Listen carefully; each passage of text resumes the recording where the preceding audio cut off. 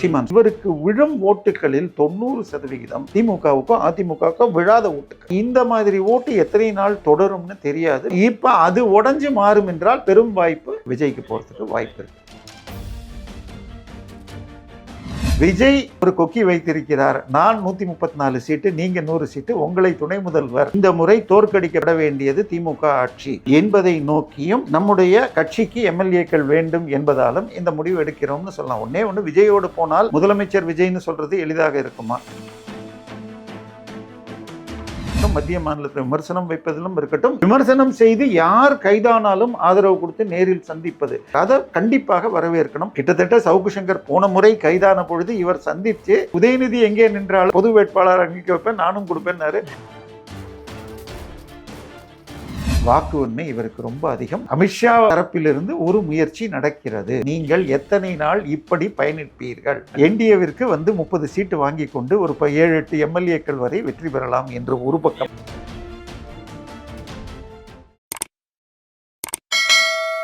வணக்கம். வணக்கம் சார், நாம் தமிழர் கட்சி தொடர்ச்சியாக தனிச்சே தான் நாங்கள் போட்டியிடுவோம் அப்படின்னு வெவ்வேறு தேர்தலெல்லாம் போட்டிட்டு வந்திருக்காங்க. ஒவ்வொரு தேர்தலையும் அவங்களுடைய வாக்கு சதவீதம் அதிகரிச்சுட்டே தான் இருந்திருக்கு. அவங்களுக்கு சீட் கன்வர்ஷன் இல்லைனா கூட அவங்களுடைய வாக்கு சதவீதம் அதிகரிக்கிறத வச்சு அவங்க ஒரு நம்பிக்கையோட பயணிக்கிறாங்க.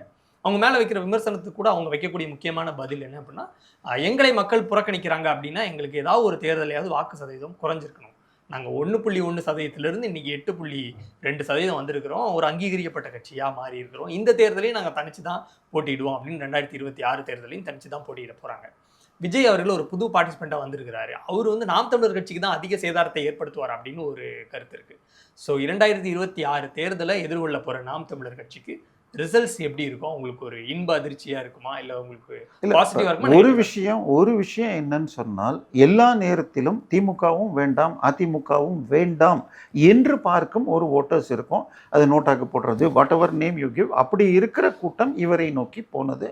அதை தவிர யங்ஸ்டர்ஸ், அதாவது அவங்களுக்கு தமிழ்நாட்டை பொறுத்தவரை பிஜேபி மேலே ஒரு வெறுப்பு கிளப்பப்பட்டதுனால இந்த ஃப்ரெஷ் ஓட்டர்ஸ், அதாவது ஒரு வருஷத்துக்கு 9 லட்சம் பேர் 10th எழுதுகிறாங்க. ஸோ அப்போ 15 வயசில் எழுதுறாங்கன்னா 3 வருஷத்தில் அவங்க இதாங்க. அப்போ 5 வருஷத்துக்கு ஒரு முறை 45 லட்சம் புது ஓட்டர்ஸ் ஆட் ஆகிறாங்க. அதில் ஒரு 5 லட்சம் வெளியில் போகிறாங்கன்னா வேறு ஸ்டேட்லேருந்து இங்கே வரலாம். ஸோ இந்த 45 லட்சத்தை எப்படி கவர் பண்ணணுங்கிறதுல ஜெயலலிதா அவர்கள் கொண்டு வந்தது தான் இந்த லேப்டாப்பு, அடுத்தது சைக்கிள் கொடுத்தது மகளிருக்கு +1 படிக்கிற ஸ்டேஜில்.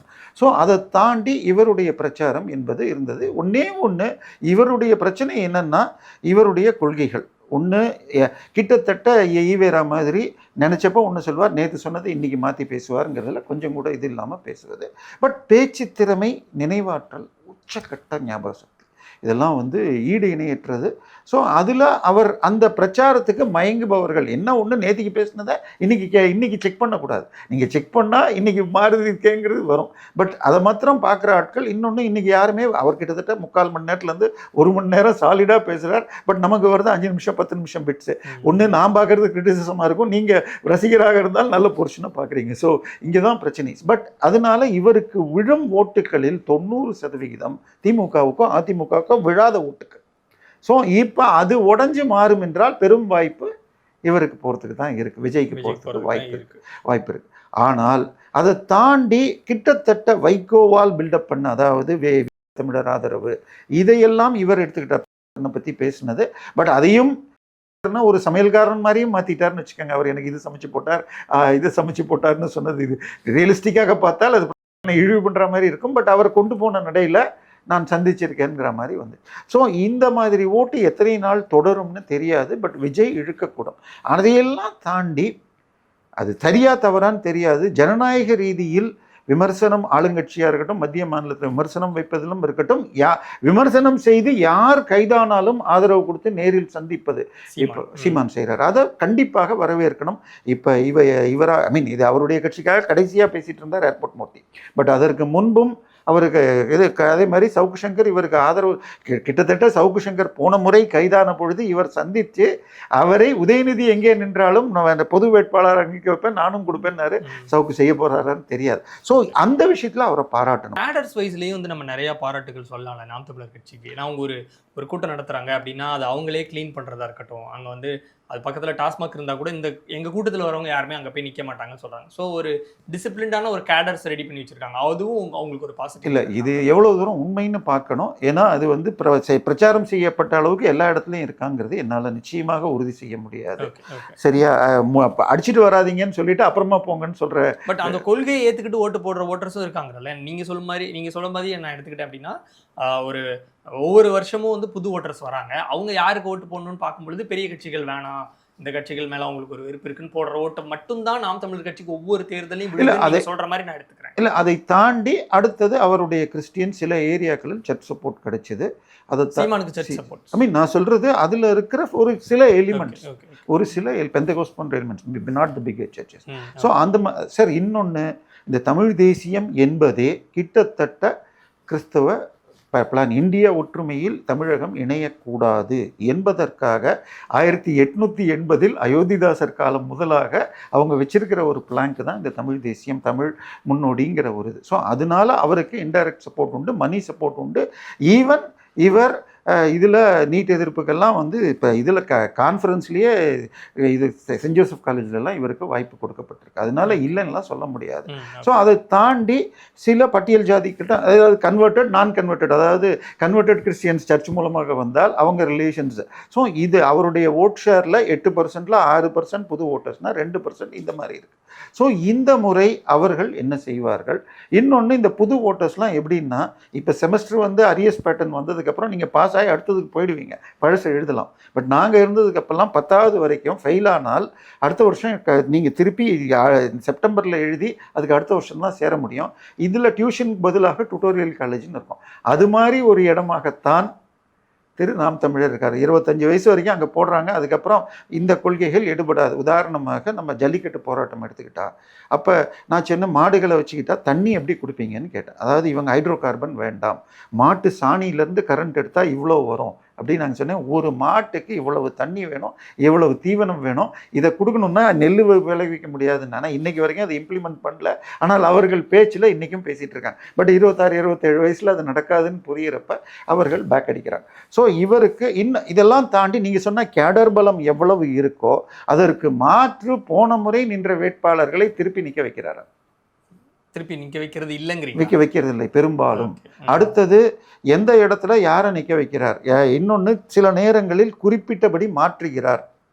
அது அந்த கட்சி கேட்டுக்கொண்டு இந்த ஜாதியிலேருந்து நிற்க வையே அப்படிங்கிற மாதிரி இவர் பணம் வாங்கி கொண்டு செய்கிறார் என அவரோடு இருந்தவர்கள் பல சேனல்களில் வந்து பேட்டி கொடுத்துருக்காங்க. உதாரணமாக இதில் எடுத்துக்கிட்டால் 2024 தேர்தலில் தயாநிதி மாறனை எதிர்த்து ஒரு பிரபல யூடியூபர் பேசக்கூடிய ஒரு முஸ்லீம் பெண்மணியை சொன்னாங்க. அதுக்கு அஃபிஷியல் ஹேண்டில் நான் பார்த்தேன். அதன் பிறகு அவங்க இல்லைன்ட்டாங்க. ஏன்னால் அந்த பெல்ட்டில் நிறைய முஸ்லீம் பகுதிகள் இருக்குது, அவங்க போட வேண்டாம் என்றும் அதற்கு பணம் கொடுக்கப்பட்டது, அதனால் மாற்றப்படும். ஸோ இவங்க நிற்க, அது அடுத்தது 50% லேடிஸ் கொடுக்குறாங்க. ஸோ வின்னபிலிட்டி முக்கியம் இல்லை, நான் நிற்க வச்சு காட்டுறேங்கிறதுக்காக பணம் வாங்கி கொண்டு செய்கிறார் என்று சொல்லப்படுகிறது. சரி, இதை அவரோடு இருந்தவர்களும் உறுதி செஞ்சுருக்காங்க. அடுத்தது ஊழல்னு சொன்னால் இவருக்கு எவ்வளோ வருமானம்? ஏன்னா இதற்கு முன்பாக இப்போ பனையூரில் ஏதோ பெரிய வீட்டில் இருக்கிறார். அதற்கு முன்பாக போரூரில் இருந்த வீட்டுக்கு 19 வருஷம் வாடகை கொடுக்கலன்னு கோர்ட்டில் கேஸ் போட்டு வெக்கேட் செய்யப்பட்டார். அப்படி இருக்கிறப்ப 2021 தேர்தலில் அவருடைய முதல் அஃபிடவிட்டில் என்னுடைய ஆனுவல் இன்கம் 1000 ரூபாய் என்று கொடுத்தார். அதன் பிறகு அதுக்கு தவறு என்று எங்களை போன்ற பலர் இது பண்ணி வைரலான பிறகு 2,67,000 கொடுத்துருக்காரு. இப்போ அவருடைய சொந்த மகனும் அவர் வளர்க்கும் இன்னொரு மகன் 2 பேரும் அமெரிக்கன் இன்டர்நேஷனல் ஸ்கூலில் படிக்கிறாங்க. அங்கே ஃபீஸு $20,000 பர் குவார்ட்டர், கிட்டத்தட்ட 20 × 90 போட்டுக்கோங்க, 2 லட்ச ரூபா ஒரு குவார்ட்டருக்கு. வருஷத்துக்கு 5லேருந்து 6 லட்ச ரூபாய், வருஷத்துக்கு 2.5 லட்ச ரூபா இன்கம் வச்சிருக்கிறவர். இப்போ இதுக்கெல்லாம் என்ன கணக்கு? ஸோ இதெல்லாம் அஃபிஷியல், நான் சொல்றது எதுவுமே இது இல்லை. ஓகே, ஸோ கட்சி ரிலேட்டடா அவருடைய லைஃப் ரிலேட்டடா இவ்வளோ இஷ்யூஸ் இருக்குது. இதில் பாசிட்டிவ்ஸ் இருக்குது, நெகட்டிவ்ஸ் இருக்குது. இப்போ எலெக்ஷன் வரப்போகுது, இந்த எலெக்ஷனில் அவருடைய ஸ்கோர் என்னவா இருக்கும், அவருடைய ஸ்ட்ரைக் ரேட் என்னவா இருக்கும்? சார் 8% போன முறை வாங்கியிருக்கிறார். அதே மெத்தடில் போனால் 10 வந்திருக்கணும்னு வச்சுக்கோங்க. இப்போ விஜயகாந்த் 2006 8 வாங்கினார், இந்த முறை 10 வாங்கியிருக்கலாம். பட் விஜய் பிரித்தால் அதிலிருந்து 1-2% எடுத்து விஜய் வராமல் இருந்திருந்தால் 10% ஷுவர் வந்திருக்கலாம். கண்டிப்பாக வந்து. இப்போ விஜய் வரதுனால அதே 8 தக்க வைக்கிறதே கொஞ்சம் கஷ்டம். 8 போகும்போது அதிலிருந்து 2-3% வரைக்கும் போகும் என்று எதிர்பார்க்கப்படுகிறது. 2-3% இவர்கிட்ட இருந்தே, இந்த 8லிருந்தே 3 விஜய்க்கு போகக்கூடும் என்று பார்க்கப்படுகிறது. அப்ப கண்டிப்பா அந்த 8 தக்க வச்சாலே அது ஒரு பெரிய வெற்றியா நாம் தமிழர் கட்சிக்குங்கிறது சார். இது அவர் என்ன சொல்றார், இது பயிற்சி, போட்டியில பயிற்சி, அதாவது இப்ப நம்ம மாடல் எக்ஸாம்னு வைப்போம் என்றால் மகிழ்ச்சி, தோற்றால் ஆமா.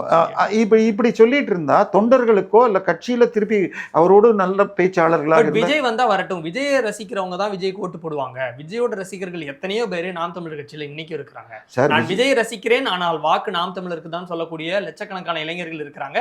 எங்களுடைய வாக்கு அவங்களுக்கு போகவே போகாது. நாங்க 2026 எங்களுடைய எம்எல்ஏ கவுண்ட்டை தொடங்க போறோம்னு அவங்க சொல்றாங்க. சார், எல்லா கட்சிகளும் அப்படிதான் சொல்லணும். நாங்கள் 200 ஜெயிப்போம்னு திமுக சொல்லிடுது, 210ங்கிறாங்க. கவுன்சிலர் கணக்கு சொல்றாங்களா இல்லையா, பக்கத்து ஸ்டேட் எம்எல்ஏ கணக்கெல்லாம் சேர்த்து சொல்றாங்களான்னு தெரியாது. எல்லா கட்சியும் வெற்றி பெறும் தான் சொல்லி ஆரம்பிக்கணும். ஆனால் நீங்க முதல்ல பூத் ஏஜென்ட்ஸுங்கிறதும் மெயின். எந்த அளவுக்கு நாம் தமிழர் வைக்கிறாங்க ஓட்டு, அவருடைய வாக்குகளை கொண்டு வந்து பூத்தில் போட வைக்கிறது. ஏன்னா வேட்பாளரே தெரியாத முகமாக இருக்கிறப்ப அந்த மாதிரி வேலைகள் நடக்கலை. இது முழுக்க இவர் ஓட்டுகளை பிரிக்கிறதுக்கு ப்ளஸ் சில அந்த விஷயங்களை பரப்பணும். அதாவது அந்த தமிழ் தேசியம் என்ற இந்திய ஒற்றுமைக்கு எதிரான விஷயத்தை பரப்புவதற்கு வெளிநாடுகளில் இருக்கும் சில அயலக தமிழர்களும் சர்ச்சுகளும் இவருக்கு பின்னால் இருக்கு. ஆளுங்கட்சியும் ஓட்டை பிரிப்பதற்காக இவருக்கு பணம் கொடுக்கப்படுகிறது. அதாவது இலை மகிழ்ந்தாலும் அன்னைக்கு சொன்னார், அதன் பிறகு திமுக ஓட்டை பிரிக்க இன்னைக்கு தமிழ் ஹிந்துவில் இந்தி கூட்டணிக்கு ஸ்டாலின் தான் தலைவராக இருந்தால் தப்பு இல்லை அப்படிங்கிற மாதிரி சொல்லியிருக்கிறார். அதனால இவரை பொறுத்தவரை எலெக்ஷன் முடியும் பொழுது என்ன நிலையில் இருக்கும்னு, ஏன்னா ரிசல்ட் வர அன்னைக்கு தான் என்னுடைய கணக்கு 5லிருந்து 6 குறைவதற்கு தான் வாய்ப்பு இருக்கிறது. குறைஞ்சா அதுக்கப்புறம் அவங்களுக்கு அந்த உத்வேகம் இருக்காது. அவங்க எதை சொல்லி இனிமே அரசியல்ல முன்னேறுவாங்கங்கிற ஒரு மிகப்பெரிய கேள்விக்குரிய வாக்கு உண்மை இவருக்கு ரொம்ப அதிகம். பட் அதே நேரத்தில் அமித்ஷா தரப்பிலிருந்து ஒரு முயற்சி நடக்கிறது. நீங்கள் எத்தனை நாள் இப்படி பயணிப்பீர்கள், எங்களோட என்டிஏவிற்கு 30 சீட்டு வாங்கி கொண்டு ஒரு 7-8 எம்எல்ஏக்கள் வரை வெற்றி பெறலாம் என்று ஒரு பக்கம். எவ்வளவு நாளா சீமான் அவர்களுக்கு இல்ல இது வச்சிட்டு இருக்கு. அவர் அதனுடைய தொடக்கமாக ஒரு மாசம் முன்னாடி விஜில் என்ற RSS அமைப்புல இவர் பாரதியாரை பற்றி பேசியிருக்கார், கலந்து கொண்டிருக்கிறார். அதையே அவரே சொல்லியிருக்கார், RSS இதுல பேசுறேன்னு விமர்சனம் வைக்கிறாங்க, பாரதியை பற்றி நான் எங்க வேணா பேசுவேன் அப்படின்னு சொல்லி. அப்ப இந்த பேச்சுவார்த்தையினுடைய தொடக்கமா தான் அந்த ஸ்பீச், அந்த விஜில் மீடியா எல்லாத்தையும் நம்ம பார்க்கணுமா? இல்ல, ஒரு முயற்சிக்கு ஒரு புள்ளி வச்சிருக்கு. இன்னொரு பக்கம் இன்னொரு நியூஸும் வருகிறது. விஜய் ஒரு கொக்கி வைத்திருக்கிறார், நான் 134 சீட்டு, நீங்க 100 சீட்டு, உங்களை துணை முதல்வர் அப்படின்னு நாம் தமிழரும் இதுவும் இருக்கு. அப்ப சீமான் அவர்கள் இந்த 2 ப்ரொபோசலையும் வெயிட் பண்ணி பார்த்துட்டு இருக்காரு. ஏன்னா நீங்க சொல்ற மாதிரி அவர் என்டிஏக்குள்ள வருவாருன்னு நீங்க மட்டும் இல்லை, இன்னும் ஒரு சிலர் சொல்றாங்க, அதுக்கான முயற்சி எடுக்கப்படுறதா சொல்றாங்க. நான் இந்த முறை தோற்கடிக்கப்பட வேண்டியது திமுக ஆட்சி என்பதை நோக்கியும் நம்முடைய கட்சிக்கு எம்எல்ஏக்கள் வேண்டும் என்பதாலும் இந்த முடிவு எடுக்கிறோம்னு சொல்லலாம். ஒன்று விஜயோடு போனால் முதலமைச்சர் விஜய்னு சொல்றது எளிதாக இருக்குமா? ஏன்னா விஜயோட தான் இதில் இண்டஸ்ட்ரியில் அப்படின்னு சொல்லிக்கிறார். அதனால அது ஒரு சிக்கல் இருக்கு. 100, 134, 200 என்டிஏக்கு போவார் நீங்க நினைக்கிறீங்களா? இல்லை, வாய்ப்பு கம்மின்னு தான் நினைக்கிறேன். பட் கூப்பிடுறாங்க. அமித்ஷாவை பொறுத்த வரைக்கும் ஒரு கட்சியை கூட விடக்கூடாது. ஸோ இவர் இன்னொன்று அதிமுக சீட்டை குறைக்கிறதுக்கும் அது யூஸ் ஆகும் இருக்கும். ஸோ தட் மெஜாரிட்டி இல்லாத கவர்மெண்ட் வருங்கிற பிளானுக்கும் இது யூஸ் ஆகும். பட் இவருடைய ஓட்டு அந்த 5% வந்ததுனால் கிட்டத்தட்ட 180 சீட்டு கூட போகலாம். 140ன்னு சொல்றது, இவரது ஒரு தொகுதிக்கு 5% ஓட்டு ஆட் ஆச்சுன்னால் அது 180 சீட்டு வரைக்கும் கூட போகலாம்ங்கிறதுனால இவருக்கும் 10லேருந்து 15 எம்எல்ஏ கிடைக்குங்கிறதுனால வாய்ப்பு கம்மி. பட் நடந்தால் திமுக கிட்டத்தட்ட இல்லாமல் போகும். அதுதான் அதிமுக நான் துடைத்து ஏறிவேன் அப்படின்னு மோடி சொல்லியிருக்கார். ஸோ அதை நோக்கி அந்த முயற்சியும் நடக்கலாம் அப்படி. பட் வாய்ப்புகள் என்னை பொறுத்த வரைக்கும் கம்மி தான். நன்றி.